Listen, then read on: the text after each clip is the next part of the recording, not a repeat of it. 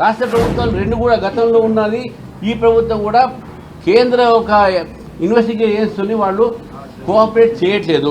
చేస్తే మాత్రం తప్పకుండా అనేక అంశాలు బయటపడతాయి, కోట్లాది సంబంధించినటువంటి ఒక స్కామ్లు బయటపడతాయి. సార్, సింగరేణికి సంబంధించి టెండర్లు, నైనికోల్, బ్లాక్ క్యాడ్ ఇవంతా కూడా సింగరేణిలో 49% కేంద్ర ప్రభుత్వం వాటా ఉంది. ఆ సంబంధిత మంత్రి కిషన్ రెడ్డి గారు, ఆయన తెలంగాణకు సంబంధించిన కేంద్ర మంత్రి, వారం 10 రోజులుగా ఈ బొగ్గు గనులు వీటన్నిటిపైన ఇంత రచ్చ జరుగుతుంది, తెలంగాణలో అన్ని బయటకు వస్తుంది.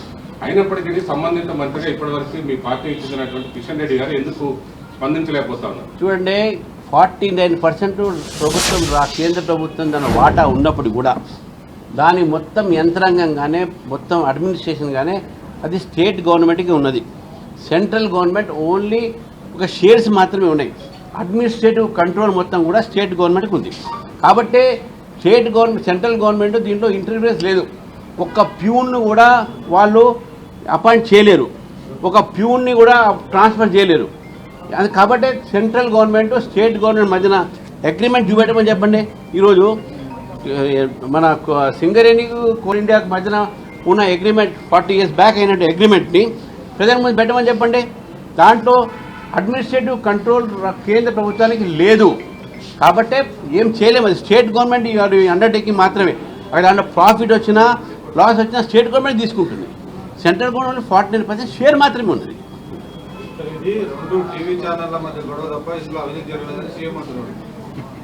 నేనేమంటున్నానంటే టీవీ ఛానల్ మధ్యన కాదు, మీరు 2 గ్రూపుల మధ్యన, కాంగ్రెస్ పార్టీల మధ్యన జరుగుతుంది గొడవ.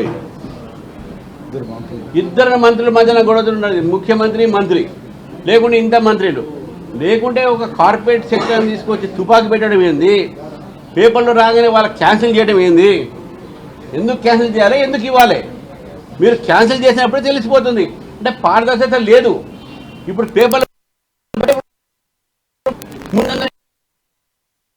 ఇప్పుడు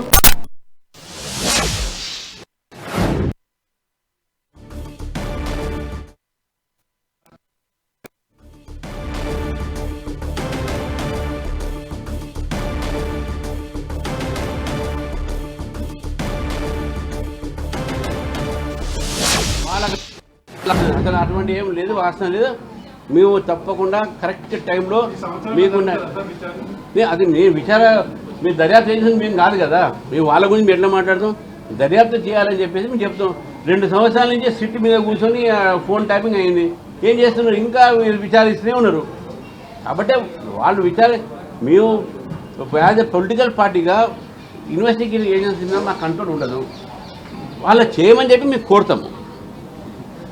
హరీష్ రావు గారు అయ్యారంటే ఇప్పుడు 2 years దాకా ఏం చేశారు? మళ్ళీ ముందు ఎందుకు పిలవలేదు? అసలు చేసిందే వాళ్ళ ప్రభుత్వం కదా, వాళ్ళ ముఖ్యమంత్రిగా చేయించింది. మళ్ళీ ఇప్పుడు ఎందుకు పిలుస్తున్నారు? చేసింది ఎవరు? ఎంతమంది దాంట్లో ఇన్వాల్వ్ అయ్యారు? ఎంతమంది పాపం దాంట్లో దెబ్బతిన్నారు? ఎంతమందిని పొలిటికల్గా విక్టిమైజ్ చేశారు? మునుగోడు ఎలక్షన్స్ ముందు ఫోన్ ట్యాపింగ్ చేసి భారతీయ జనతా పార్టీని ఓడగొట్టడానికి ప్రయత్నం చేసిన phone tapping. It is not against Congress, it was against BJP phone tapping చేసింది.